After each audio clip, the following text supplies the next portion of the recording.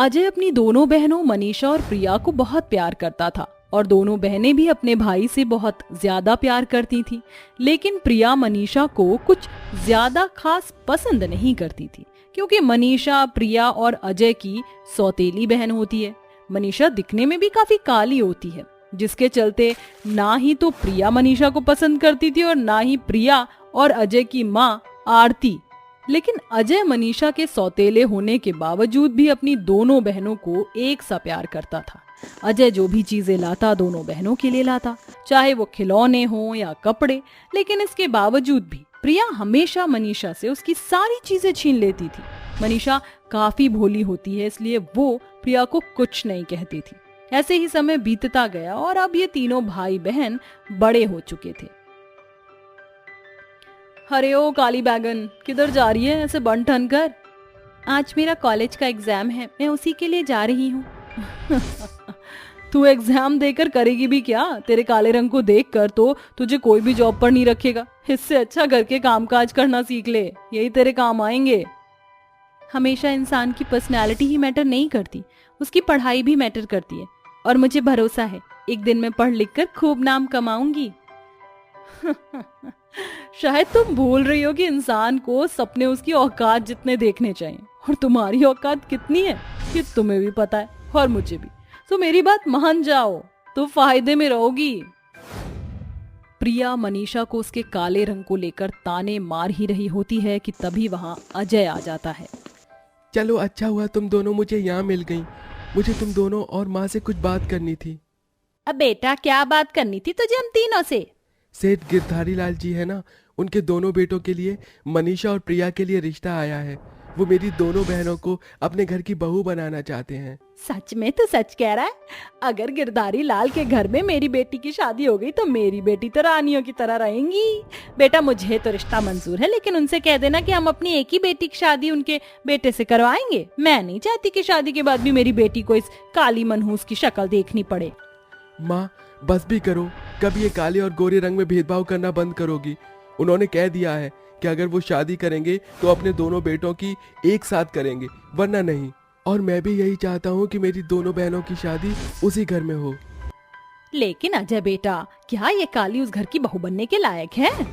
मुझे कुछ नहीं पता, मैंने कह दिया सो कह दिया। अगर मेरी बहनों की शादी होगी तो दोनों की एक साथ होगी, वो भी एक ही घर में, वरना मैं इस रिश्ते के लिए मना कर दूंगा। आरती को ना चाहते हुए भी शादी के लिए हाँ करना पड़ता है। कुछ ही दिनों में दोनों बहनों की शादी की रस्में शुरू हो जाती हैं और देखते ही देखते दोनों बहनों की शादी भी हो जाती है। शादी के बाद जहां मनीषा अपनी शादीशुदा जिंदगी की सारी जिम्मेदारियों को संभालती है, वहीं प्रिया पूरे दिन बैठकर बस घर में आराम करती थी। मनीषा के काम की वजह से मनीषा की सास शोभा उसकी हमेशा तारीफ करती, जिसे देखकर प्रिया को मनीषा से जलन होती है, जिस वजह से अब प्रिया मनीषा को शोभा की नजरों में गिराने की तरकीब सोचती है। ये साड़ी मुझे मेरी सास ने दी थी, मैंने आज तक इसे काफी संभाल कर रखा है। आज शाम की पूजा में यही साड़ी पहनने वाली हूँ। इससे काफी टाइम से रखा हुआ था तो इस पर काफी धूल जम गई है, इसलिए साड़ी को संभाल कर धो दो और याद रखना इस पर कोई दाग ना लगे। माँ जी आप फिक्र मत करिए, मैं साड़ी को संभाल कर धोऊंगी। मनीषा वो साड़ी ले जाकर धोकर छत पर सूखने के लिए डाल देती है। पीछे से प्रिया आकर शोभा की सफेद साड़ी पर दाग लगा देती है और वहां से चुपचाप चली जाती है। लेकिन मनीषा को इस बारे में कुछ नहीं पता। शोभा जैसे ही शाम को वो साड़ी पहनने वाली होती है तो उसकी नजर साड़ी पर लगे दाग पर पड़ जाती है, जिसे देखकर शोभा मनीषा पर बहुत चिल्लाती है। एक काम दिया तो तुझे और वो भी काम तुझसे हुआ नहीं। जानती भी है कि मुझे मेरी सास ने ये साड़ी कितने प्यार से दी थी। मैंने आज तक इस साड़ी को संभाल कर रखा था, लेकिन तेरी वजह से ये साड़ी खराब हो गई। अब मैं ये साड़ी कैसे पहनूं? माँ जी मैं नहीं जानती कि ये साड़ी कैसे खराब हो गई, मैंने तो इसे बिल्कुल संभाल कर धोया था। बहाने बनाने की कोई जरूरत नहीं है, अगर गलती की है तो उसे मान भी लो, समझी? मनीषा को डांट पड़ता देख दूर खड़ी प्रिया बहुत खुश हो रही थी। प्रिया अक्सर कुछ न कुछ गलती करती और उसका इल्जाम बेचारी मनीषा पर लगा देती, जिस वजह से शोभा मनीषा पर बहुत चिल्लाती। ऐसे ही समय बीतता गया और रक्षाबंधन का दिन आ जाता है। रक्षाबंधन पर मनीषा और प्रिया का भाई अजय राखी बंधवाने के लिए उनके ससुराल आता है। प्रिया तुम ठीक तो हो ना? हाँ भैया, मैं बिल्कुल ठीक हूँ। आप कैसे हो? मैं भी ठीक हूँ, लेकिन ये मनीषा कहाँ है? रक्षाबंधन है ना, इसलिए वो रेडी हो रही होगी। अच्छा चलो कोई बात नहीं, जब तक वो आती है तब तक तुम ही मुझे राखी बांध दो। प्रिया जल्दी से अजय को राखी बांधकर रक्षाबंधन का त्योहार मनाती है। वहीं दूसरी तरफ बेचारी मनीषा किचन के कामों में उलझी होती है। प्रिया अजय से झूठ बोलती है कि मनीषा तैयार हो रही है। मनीषा जल्दी से सारे काम करके आ ही रही होती है कि तभी वहां प्रिया आकर उसे दूसरे कामों में उलझा देती है, जिसके चलते समय बीतता रहता है, लेकिन मनीषा कामों में ही उलझी रहती है। प्रिया काफी समय हो गया है लेकिन मनीषा अभी तक नहीं आई। मनीषा शादी के बाद काफी बदल चुकी है। वो अब कोई भी घर में काम भी नहीं करती है, बस पूरे दिन बैठकर मेकअप करने और सजने संवरने में लगी रहती है। लगता है वो भूल गई है कि आज रक्षाबंधन का त्योहार है। प्रिया अजय को मनीषा के खिलाफ भड़का रही होती है। बेचारी मनीषा कामों में उलझी होती है।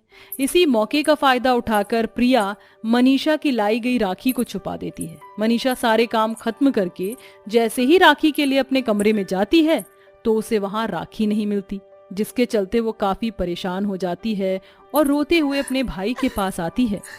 मुझे माफ कर दो भैया, मुझे आने में इतनी देरी हो गई। मैं आपके लिए जो राखी लेकर आई थी वो राखी मुझे नहीं मिल रही। मैंने पूरा कमरा ढूंढ लिया, लेकिन आप फिक्र मत करो, मैं आपको राखी जरूर बांध कर रहूंगी। मैं मेहंदी से आपकी कलाई पर राखी बनाऊंगी। मनीषा की बात सुनकर प्रिया जाकर चुपके से सारी मेहंदी के कोन गायब कर देती है, लेकिन प्रिया को ये नहीं पता होता कि उसे मेहंदी के कोन को छुपाते हुए अजय देख रहा होता है। बेचारी मनीषा पूरा घर ढूंढती है, लेकिन उसे कहीं भी मेहंदी का कोन नहीं मिलता। काफी घंटे ढूंढने के बाद प्रिया को मेहंदी के कोन मिल जाते हैं, जिसके बाद प्रिया जाकर अजय की कलाई पर मेहंदी से राखी बनाकर अपना त्योहार मनाती है। भैया मुझे माफ कर दो, मुझे मेहंदी से आपकी कलाई पर राखी बनानी पड़ी।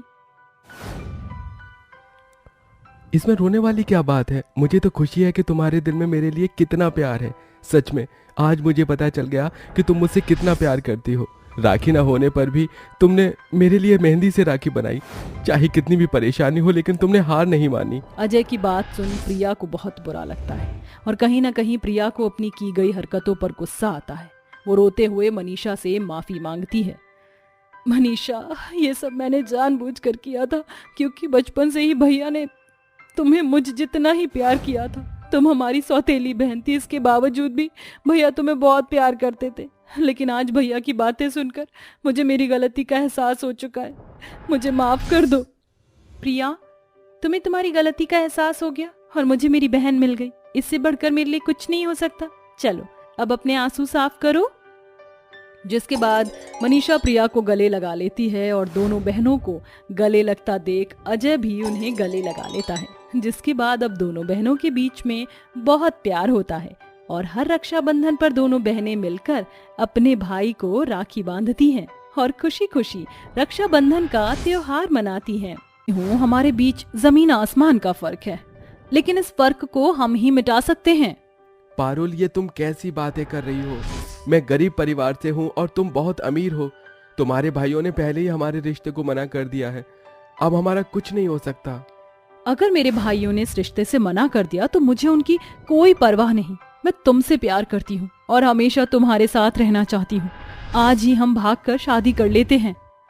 पारुल ऐसा कहकर राहुल के साथ शादी कर लेती है, जिसके बाद राहुल उसे अपने गरीब घर में ले जाता है, जहाँ उसकी माँ और पिता और उसके 2 छोटे भाई बहन होते हैं। राहुल भैया, ये लड़की कौन है? अरे तुम्हें नहीं पता, ये लड़की भाई की सेटिंग है, सेटिंग। ये सेटिंग क्या होता है? तुम दोनों अपनी बकवास बंद करो और जाओ पढ़ाई में दिमाग लगाओ। ललिता पूजा की थाली लेकर अपनी अमीर बहू का गृह प्रवेश करती है और राहुल से कहती है, राहुल, शादी के बारे में तुमने हमें बताया ही नहीं। आखिर इतनी जल्दी क्या थी? राहुल अपनी माँ को पारुल की स्ट्रिक्ट फैमिली के बारे में बताता है, जिसे सुनकर ललिता को थोड़ा अफसोस तो होता है, लेकिन वो अपनी बहू पारुल को एक्सेप्ट कर लेती है। शादी के बाद से पारुल घर की सारी जिम्मेदारियों को अच्छे से समझती है और सबके साथ घुल मिल कर रहने लगती है। यही नहीं, वह राहुल के दोनों छोटे भाई बहन को घर में बैठकर पढ़ाना भी शुरू कर देती है। तुम बहुत अच्छी हो भाभी और बहुत अच्छा खाना भी बनाती हो। थैंक यू भाभी। चलिए ना भाभी, आज आप हमें स्कूल छोड़ने चलिए ना। अच्छा ठीक है, आज मैं तुम्हें स्कूल छोड़ने के लिए चलती हूँ। पारुल उन दोनों को स्कूल छोड़ने के लिए निकल पड़ती है। जब वह अपनी छोटी नंद और देवर को स्कूल छोड़कर वापस आ रही होती है तो रास्ते में उससे उसके दोनों भाई मिल जाते हैं। वो उन्हें देखकर घबरा जाती है, लेकिन तभी उसके दोनों भाई उसके पास आते हैं और उसे गले से लगाकर कहते हैं, कहाँ थी तुम, और ये तुमने क्या हालत बनाकर रखी है? तुम्हें जरा भी अंदाजा है हमारे ऊपर क्या बीती? हमने तुम्हारी शादी के लिए इनकार कर दिया था, लेकिन अगर तुमने शादी कर ही ली थी तो एक बार हमसे मिलने तो आ जाती। अपने भाइयों का ये प्यार देखकर पारुल की आंखों में आंसू आ जाते हैं और वह ममता में आकर अपने भाइयों से कहती है, मैंने इतना बड़ा जो कदम उठाया था, मुझे यकीन नहीं था कि आप दोनों मुझे स्वीकार कर लेंगे, लेकिन अब मुझे बहुत अच्छा लग रहा है। भाई, मुझे भी आपकी बहुत याद आ रही थी। वैसे कुछ दिन बाद रक्षाबंधन आने वाला है, आप दोनों मेरे घर जरूर आना। पारुल अपने दोनों भाइयों को रक्षाबंधन पर अपने घर पर बुलाने का इनविटेशन दे देती है, जिसके बाद वह अपने घर लौट आती है। उसकी खुशी देखकर उसकी सास ललिता और उसका ससुर महेश उससे पूछता है, अरे जब से बहू घर के अंदर आई है मैंने पहली बार उसके चेहरे पर इतनी खुशी देखी है। अरे बहू, हमें भी तो बताओ, आखिर तुम्हारी इस खुशी का राज क्या है? हाँ बहू, हमें भी तो पता चले, आखिर तुम इतनी खुश क्यों हो आज? आज मुझे मेरे भाई दिखे थे, उन्होंने मुझे गले से लगाया और उन्हें अब मुझसे कोई भी मनमुटाव नहीं है। और आपको पता है, राखी पर वो यहाँ मुझसे राखी बंधवाने के लिए आने वाले हैं। अरे वाह बहू, ये तो बहुत अच्छी बात है। ये सुनकर तो मुझे भी बहुत खुशी हुई। कम से कम अब तुम राखी का त्योहार अच्छे से मना तो लोगी। पारुल उस दिन बहुत खुश होती है। ऐसे ही देखते कुछ दिन बीत जाते हैं और राखी का त्योहार आ जाता है। उस दिन पारुल के ससुराल में घर का राशन भी खत्म हो जाता है, ऊपर से उनके पास पैसे भी नहीं होते हैं। आज मेरे दोनों भाई घर पर आने वाले हैं, घर में राशन भी नहीं है, मैं उनके खाने के लिए क्या बनाऊं? आज तो मेरे पास भी पैसे नहीं हैं, बस कुछ चुनिंदा पैसे थे। उन पैसों से मैं राधिका के लिए राखी खरीद कर ले आया। अरे हम गरीबों के साथ यही तो होता है, हर दिन चंगे त्योहार दिन नंगे। राहुल ऐसा कहता ही है कि तभी वहाँ रंजीत और विक्रम आ जाते हैं। वो दोनों अपनी बहन का गरीब ससुराल देखते ही हैरान रह जाते हैं। तभी वो देखते हैं कि राहुल की छोटी सी बहन बहुत सिंपल राखी उसके भाई के हाथ पर बांध रही होती है, जिसके चलते वो एक दूसरे से कहते हैं, अरे ये क्या, यहाँ पर इस तरह त्योहार मनाया जाता है? इससे अच्छा तो हम लोग हैं, हम कितना धूमधाम से त्योहार मनाते हैं। अरे भैया, आप आ गए, चलो अच्छी बात है, आओ अंदर आ जाओ, मैं आपके लिए चाय और नाश्ता लेकर आती हूँ। पारुल अपने पति को भेजकर पड़ोस की काकी से दूध मांग लेती है और अपने भाइयों को अपने हाथ की चाय बनाकर देती है। वहाँ तो तुम घर के अंदर एक गिलास तक नहीं उठाया करती थी, और अब देखो इस घर के अंदर सिर्फ और सिर्फ तुम ही काम करती हो। मैं इस घर की बहू हूँ भैया, अगर मैं घर में काम नहीं करूँगी तो कौन करेगा? खैर आप ये सब छोड़िए, मैंने आपके लिए सेवई बनाई है, ये लीजिए, खा लीजिए। विक्रम और रंजीत पारुल के हाथों की बनी हुई सेवई को छूते तक नहीं है, जिसके बाद वह फॉर्मेलिटी के लिए अपनी बहन से राखी बंधवा लेते हैं और उसे गिफ्ट देकर वहां से चले जाते हैं। उनके जाने के बाद पारुल को अपने पति पर बहुत गुस्सा आता है और वो अपने पति से कहती है, क्या एक दिन भी नहीं संभाल सकते थे आप? अरे अगर एक दिन अच्छे से कुछ कर देते मेरे भाइयों के लिए तो क्या हो जाता? मेरे भाइयों को यहाँ आकर बिल्कुल भी अच्छा नहीं लगा। पारुल गुस्सा होकर अपने कमरे में चली जाती है और कमरे का दरवाजा बंद कर लेती है। तभी ललिता अपने बेटे राहुल से कहती है, कोई बात नहीं बेटा, थोड़ी देर में सब कुछ ठीक हो जाएगा। पारुल बहुत समझदार लड़की है, वह तुम्हारी मजबूरी को जरूर समझेगी। ललिता का कहा बिल्कुल उल्टा होता है। अगले दिन से पारुल किसी से भी घर में ढंग से बात नहीं करती, ऊपर से वो किसी की भी एक नहीं सुनती। वहीं अगर उसकी सास उसे कुछ भी कहती तो वो उसे पलट कर उल्टा जवाब दे देती। मैं इस घर की कोई नौकरानी नहीं हूँ जो हर एक चीज का ठेका लेकर रखूं। अगर कोई काम समय पर नहीं हुआ तो आप खुद भी कर सकती हो, आइंदा मुझसे बोलने की जरूरत नहीं है। पारुल के इस बर्ताव से घर के सभी लोग बहुत ज्यादा दुखी थे, लेकिन फिर भी उससे कोई कुछ नहीं कहता था। एक दिन रात के समय राहुल अपनी ड्यूटी से वापस आ रहा होता है। तभी रास्ते में उसे दो लड़के रोड पर खून में लथपथ बेहोश नजर आते हैं। जैसे ही राहुल उनके पास जाता है वो उन्हें देखकर हैरान रह जाता है, क्योंकि वो लड़के और कोई नहीं बल्कि उसी की पत्नी के भाई होते हैं। हे भगवान, ये क्या, इनकी तो बहुत ज्यादा बुरी हालत हो चुकी है। मेरे पास इतने पैसे भी नहीं कि मैं इनको अच्छे अस्पताल में लेकर जाऊं। राहुल उन दोनों को किसी तरह अपने ही गांव के एक वैद्य के पास ले जाता है, जहां वो वैद्य उन दोनों का अच्छे से इलाज करता है। करीब 3 से 4 दिन बाद उन दोनों को होश आता है और वो राहुल को अपने सामने देख उसे अपने साथ हुई पूरी घटना के बारे में बताते हैं। पार्टी में अचानक से हमारे ही दोस्तों से बहस हो गई और उन्होंने हमें बहुत मारा, और मारने के बाद उन्होंने हमें बीच रास्ते में छोड़ दिया। मैं तुमसे हाथ जोड़कर रिक्वेस्ट करता हूँ कि इसके बारे में मीडिया तक बात नहीं पहुँचनी चाहिए। मीडिया तक तो बहुत दूर की बात है। ये बात मैंने अभी तक तुम्हारी बहन को भी नहीं बताई। कोई बात नहीं, जब तक तुम ठीक नहीं हो जाते मैं तुम्हें यहाँ से कहीं नहीं जाने दूंगा। राहुल उनका बहुत ख्याल रखता है। जब वो दोनों ठीक हो जाते हैं तो वो अपनी बहन से मिलने उसके गरीब ससुराल पहुंच जाते हैं। उस दिन राहुल घर पर नहीं होता और वो अपनी बहन को सारी सच्चाई बताते हैं। राहुल ने हमें बताया कि तुम उसके परिवार के साथ कैसा बर्ताव कर रही हो। देखो बहन, जिस इंसान ने तुम्हारे दोनों भाइयों की जान बचाई वो बहुत महान इंसान है, और फिर तुम्हारा ससुराल बहुत अच्छा है। तुम बहुत लकी हो। अपने परिवार को संभालो और इस तरह का बर्ताव हमेशा के लिए छोड़ दो। अपने भाइयों की ये बात सुनकर पारुल को अपनी गलती का पछतावा होता है, जिसके बाद वह अपने ससुराल में हर किसी से माफी मांगती है और उस दिन के बाद से वह अपने पति और उसके परिवार के साथ गरीब हालात में भी खुशी खुशी रहने लगती है।